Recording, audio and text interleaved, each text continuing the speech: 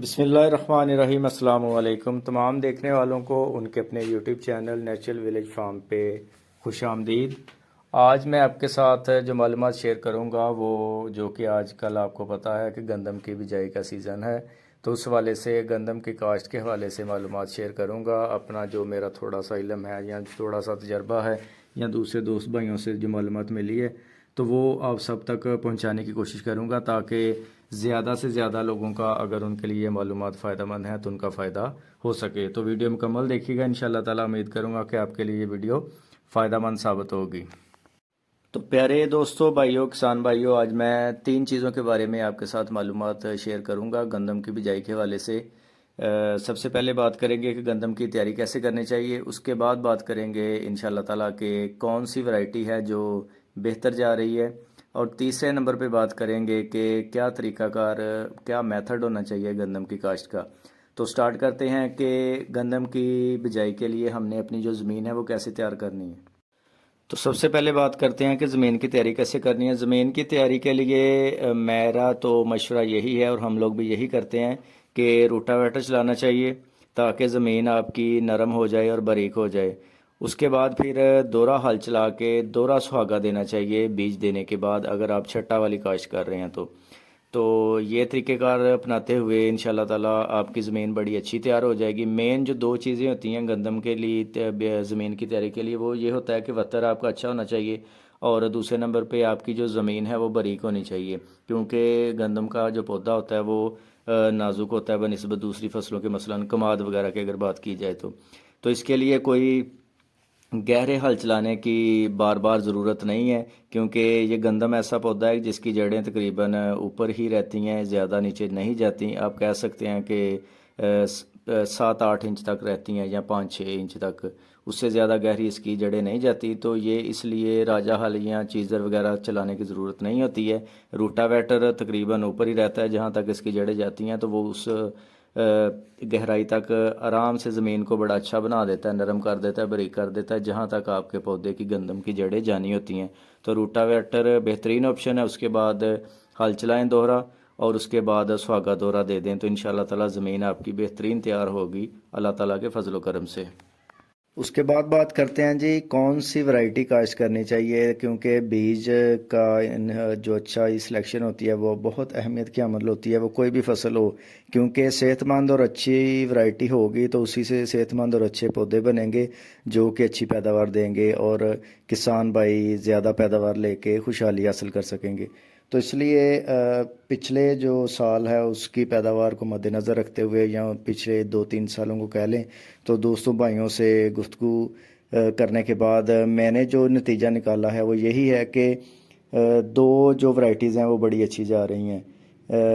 ایک جا رہی ہے جی دلکش، بہت اچھی جا رہی ہے، اور اس کے علاوہ جو اکبر ہے وہ بڑی اچھی جا رہی ہے۔ یہ 2 ورائٹیز آپ کاشت کریں، زیادہ جو بہتر ہے ان دونوں میں سے بھی وہ ہے دلکش۔ ان دونوں ورائٹیز کی جو پیداوار ہے وہ پچھلے سال بڑی اچھی رہی تھی، میرا خود کا بھی تجربہ ہے، میرے دوستوں نے بھی لگائی تھی، اکبر بھی لگائی تھی دوستوں نے، اور دلکش بھی لگائی تھی، تو دونوں کی پیداوار تقریباً 60 من 64 من تک آئی تھی پیداوار ان کی فی ایکڑ کے حساب سے۔ تو دونوں کی خصوصیات کیا کیا ہیں وہ میں تھوڑی بہت آپ کے سامنے رکھ دیتا ہوں، باقی آپ فیصلہ اپنے حساب سے پھر کر لیجئے گا جو آپ کو بہتر لگے۔ باقی میرے حساب سے جو بہتر ہے وہ تو میں نے آپ کو بتا دیا۔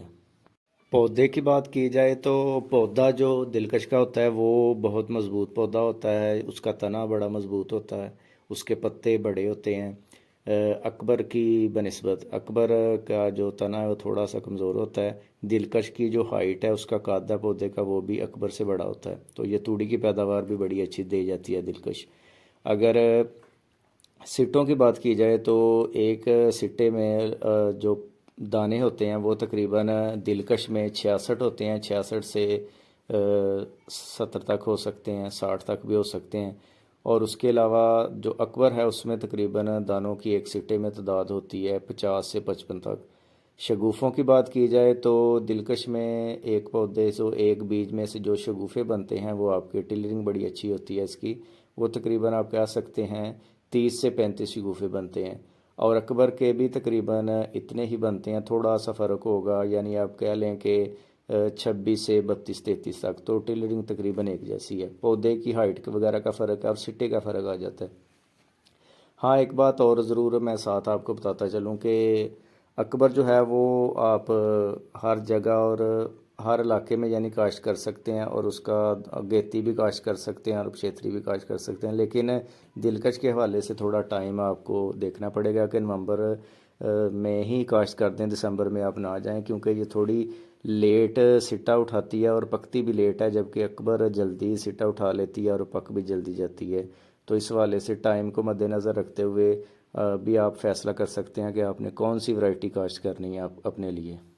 एक और बड़ी ज़रूरी बात जो देखने में आई थी कि जो दिलकश है वो जब बहुत ज़्यादा पक जाए तो वो खेत में उसके दाने बड़े गिरते हैं। जब आप उसकी हार्वेस्टिंग करते हैं या थ्रेशर के ज़रिए उसकी क्रशिंग करते हैं तो उसके बंडल उठाते इधर उधर करते वक्त वो नीचे बड़ी गिरती है। तो इस चीज़ को भी आपने जहन में रखना है कि अगर आपने दिलकश काश्त करनी है तो फिर जब वो पक जाए तो उसकी हार्वेस्टिंग के वक्त टाइम मैनेजमेंट बड़ी ज़रूरी है। तो उस हवाले से हदायत आपके पास होनी चाहिए, आपके पास तजर्बा होना चाहिए, या दूसरे भाइयों ने जो काश्त की है उनसे मशवरा करके तो उसकी हार्वेस्टिंग का टाइम मैनेजमेंट आपने बड़ा करना है। उससे बहुत ज़्यादा नहीं पकने देना है। जब वो बहुत ज़्यादा पक जाएगी तो उसके दाने बहुत गिरते हैं खेत में, तो जिसकी वजह से फिर नुकसान होता है। और खाने के वाले से अगर बात की जाए तो ज़ाहिर बात है गंदम में तो दोनों ही वैरायटीज़ अच्छी हैं, लेकिन थोड़ी सी जो बेहतर है दिलकश की बनिस्बत अकबर जो है वो उसका जो जायका है वो बेहतर है खाने के हवाले से। अब तीसरे नंबर पे बात करते हैं कि तरीका काश्त क्या अख्तियार करना चाहिए गंदम की बिजाई के हवाले से। तो दो तरीके ज़्यादातर इस्तेमाल किए जाते हैं। ये मैं वस्ती पंजाब खुसूसन बिलखसूस फैसलाबाद की बात कर रहा हूँ, क्योंकि मेरा इलाका भी यही है। एक तो सबसे ज़्यादा जो छट्टा के ज़रिए काश्त की जाती है गंदम, और दूसरे नंबर पे काश्त की जाती है बज़रिया ड्रिल। और इन दोनों में से जो बेहतर है वो है ड्रिल की काश्त, क्योंकि ड्रिल की काश्त के ज़रिए जो फ़ायदे हैं वो मैं आपके साथ शेयर कर देता हूँ, और उम्मीद करता हूँ कि दोस्त भाई जो तजर्बाकार हैं मेरी रहनुमाई भी करेंगे और मेरी बातों से इत्फाक भी करेंगे कि मैं ठीक बात कर रहा हूँ कि ड्रिल के ज़रिए काश्त करने के फ़ायदे होते हैं। नंबर 1 के आपकी जो शरह बीज है वो कम होती है बनिस्बत छट्टा के ज़रिए। छट्टा के ज़रिए अगर आपको 50 से 55 किलोग्राम फ़ी एकड़ बीज इस्तेमाल करना पड़ता है, तो ड्रिल के ज़रिए आप 30 से 35 किलो से भी 1 एकड़ काश्त कर सकते हैं। वो आप एडजस्टमेंट कर लेते हैं मशीन की, तो उस हिसाब से फिर आपके खेत की काश्त हो जाती है। दूसरे नंबर पे जो फ़ायदा होता है कि पौधों का मुनासिब फासला रहता है और उनकी कतारों के दरमियान भी मुनासिब फासला रहता है। तो इसका फ़ायदा ये होता है कि जब गंदम भारी हो और अच्छी फसल हो तो फिर मौसम वगैरह ख़राब हो तो हवा वगैरह तेज़ आंधी वगैरह चले तो उसके गुज़रने के लिए रास्ता होता है, वो फिर फसल आपकी गिरती नहीं है। तो ये बहुत बड़ा फ़ायदा है, क्योंकि छट्टा के ज़रिए काश्त करने से क्या होता है कि जब फसल आप अगेती काश्त करें तो वो अमूमन अच्छी फसल होती है, तो जब मौसम वगैरह ख़राब हो जाए तो हवा चले तो वो गिर जाती है और अपनी पैदावार का तकरीबन कह लें कि 50% वो हिस्सा ज़ाया कर देती है, गिर जाती है। तो इसलिए ड्रिल की काश्त का ये बहुत बड़ा फ़ायदा है। और इसके अलावा छट्टे के ज़रिए जब आप काश्त करेंगे तो उगाव आपका एक जैसा नहीं होगा, क्योंकि कहीं बीज ऊपर रह जाएगा, कहीं ज़्यादा गहराई में चला जाएगा। तो और अगर आपका सुहागा भी अच्छा नहीं है, उसका लेवल बेहतर नहीं है, तो वो भी आपके खेत के लेवल को सारा ख़राब कर देगा, और जिसकी वजह से बाद में फिर पानी लगाने में मुश्किल पेश आएगी। तो मेरा मशवरा तो यही है कि ड्रिल से आप काश्त करें, और अगर आपके पास ड्रिल नहीं है तो अगर आप अगेती फसल काश्त कर रहे हैं तो वो कम से कम लाजमी ड्रिल से काश्त करें, और बाकी जो आपका तरीक़ाकार है छट्टे वाला वो इस्तेमाल कर लें। तो आपको मुवाजना खुद ब खुद ही हो जाएगा, आपका खुद ही तजर्बा हो जाएगा कि कौन सी बेहतर है, तो फिर आप उसके साथ अगले साल इंशाल्लाह ताला काश्त करेंगे। तो ये चंद एक ज़रूरी मालूमात थी जो मेरे इल्म में थी, तो मैंने सोचा आपके साथ शेयर करते हैं। उम्मीद करता हूँ कि आपके लिए कोई ना कोई बात ज़रूर फ़ायदेमंद साबित होगी। तो अपना और दूसरों का ख्याल रखिए। अल्लाह ताला आप सबको खुश रखे, आबाद रखे। पाकिस्तान जिंदाबाद।